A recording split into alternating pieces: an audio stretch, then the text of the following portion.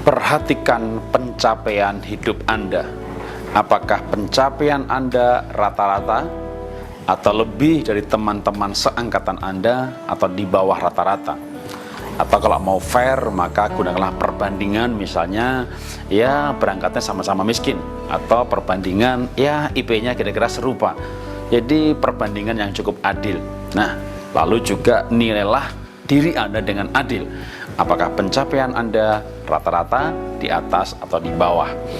Kenapa orang-orang lain mencapai pencapaian hidup yang lebih luar biasa? Bukan karena Tuhan tidak adil, tapi karena memang yang dilakukan orang, usahanya, kapasitasnya, kemauannya berbeda-beda. Nah, salah satu tips untuk mencapai hidup maksimal, maka kali ini saya memberikan saran. Perhatikan dan pilihlah teman-teman Anda. Saya bersyukur saya punya seorang kongsi, ya, dan saya bersyukur, betul-betul bersyukur dengan kongsi saya, Bapak Tanu Sutomo, karena dia selalu mengingatkan, mengobarkan mimpi saya. Kadang kita punya mimpi, kadang kita punya target dalam hidup ini, tapi setelah waktu berjalan, pencapaiannya biasa saja, lalu imbalannya nggak seperti kita harapkan. Kita lelah di tengah jalan, tapi sering kita butuh orang, ya, yang mengingatkan kembali. Kita kasih contoh praktis saja.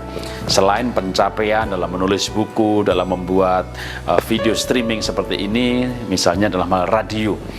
Saya dulu begitu bangganya siaran di 30 radio. Tapi Pak Tomo bilang sama saya, ya, di Indonesia ini ada berapa radio sih? Wah, itu pertanyaan yang mengagetkan saya. 500, 1000, apa 5000 gitu ya. Lalu dia bilang, wah si bapak itu, wah dia sebut satu nama, itu kayaknya saya dengar-dengar 200 radio gitu ya. Wah, saya kebakar juga gitu ya. Lalu saya punya tekad, wah kalau begitu saya bisa paling tidak nih mesti 100 radio. Ketika ada niat, ada jalan, saya mulai buka Facebook, ya, tidak untuk posting, ya hujan nih, ya Semarang juga tahu kalau hujan gitu ya. Nah, itu aku nggak punya kerjaan, lagi-lagi soal Facebook, karena memang ini lagi menjadi Tuhan di zaman ini gitu ya. Nah, saya cari Facebook untuk bekerja, untuk promo, untuk menginspirasi, untuk mewarnai, untuk membangun jaringan, dan saya udah buktikan efektif sekali. Membangun jaringan untuk sekolahan misalnya, wah ribuan sekolah langsung jadi teman. Lalu mulai membangun jaringan dengan para guru, wah ribuan guru jadi teman. Lalu waktu itu dengan diprovokasi oleh sahabat kongsi saya Pak Tomo, ayo kamu harus bisa juga 100 radio. Maka saya mulai mencari di Facebook, dengan kata radio diketik, wah ternyata ada ribuan radio yang punya Facebook. Lalu berapa ribu lagi yang nggak punya Facebook? Saya add semuanya, permintaan request jadi teman. Wah lumayan, hampir 700 merespon jadi teman saya. Punya teman 700 radio.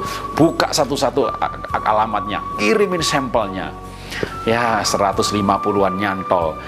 Program saya disiarkan. Nah, di sini terbukti atau menjadi contoh bahwa pengaruh teman itu luar biasa.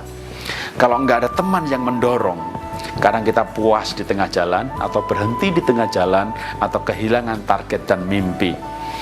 Setelah 150, lalu Pak Tomo dorong saya lagi. Kenapa nggak 300? Rekamannya sama, kerjanya sama, cuma nyiarannya lebih luas gitu ya. Apa hambatannya gitu ya? Ya hambatannya nggak punya niat gitu ya. Hambatannya udah nggak semangat lagi gitu ya. Waduh, makanya perlu teman yang menyemangati. Maka saya mengerti sekarang, ya, intinya adalah miliki teman yang menyemangati. Program inspirasi pun saya mendapat semangat dari teman-teman untuk inspirasi keliling Asia, inspirasi keliling dunia.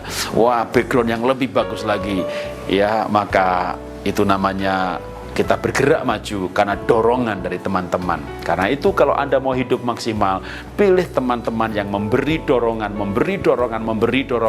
sampai Anda mendapat pencapaian melebihi rata-rata.